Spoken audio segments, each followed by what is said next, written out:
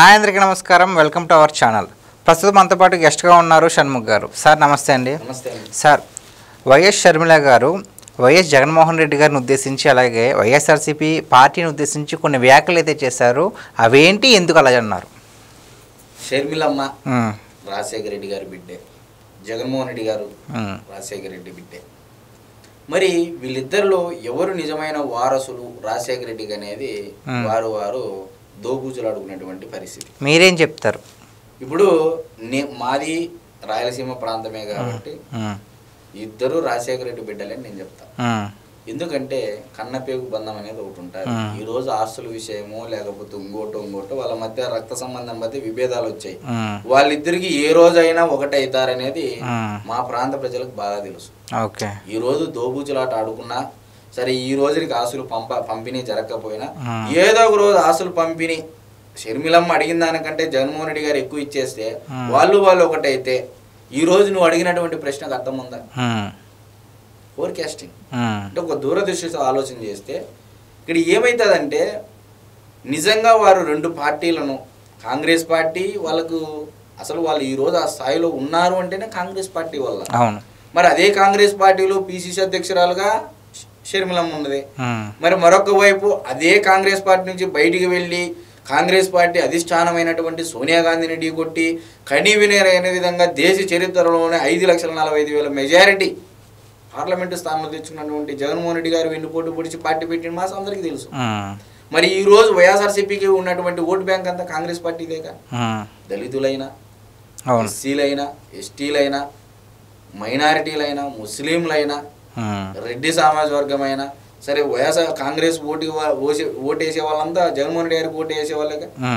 మరి షర్మిలమ్మ ఎందుకు వ్యాఖ్యలు చేసింది జగన్మోహన్ రెడ్డి గారి యొక్క పార్టీ పైన? 11 సీట్లు వచ్చినా వీళ్ళకి అర్థం చూసుకున్నా కూడా చంద్రబాబు గారే కనపడుతున్నారు, ఎవరు ముఖం చూసుకున్నా వీళ్ళకి చంద్రబాబే కనపడుతున్నాడు నిద్రలో కూడా అన్నట్టుగా వ్యాఖ్యలు చేసింది. అదైతే వాస్తవం చెప్పచ్చు. వివేకానంద రెడ్డి గారి హత్య జరిగిన రోజు కూడా చంద్రబాబు గారే జరిపించారు అన్నారు. తీరా చూస్తే సిబిఐ ప్రతి వేళ్ళు జగన్మోహన్ రెడ్డి గారి యొక్క కుటుంబం పైన చూపిస్తూ ఉన్నాయి. మరి ఏది జరిగినా గత 5 ఏళ్లలో చంద్రబాబు నాయుడు ఈవెన్ పక్క రాష్ట్రం తెలంగాణలో కూడా ఈ మధ్య ప్రతిపక్ష పార్టీ బీఆర్ఎస్ కూడా చంద్రబాబు నాయుడు గారి నామస్మరణ చేస్తూ ఉంది.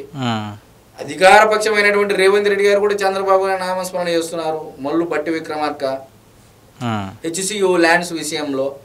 మరి ఎక్కడో చూసినా నాకు తెలిసి 2 తెలుగు రాష్ట్రాల్లో చంద్రబాబు నాయుడు గారి యొక్క నామస్మరణ లేకపోతే ఆ పార్టీలు ఉనికి కూడా ప్రశ్నార్థకమే.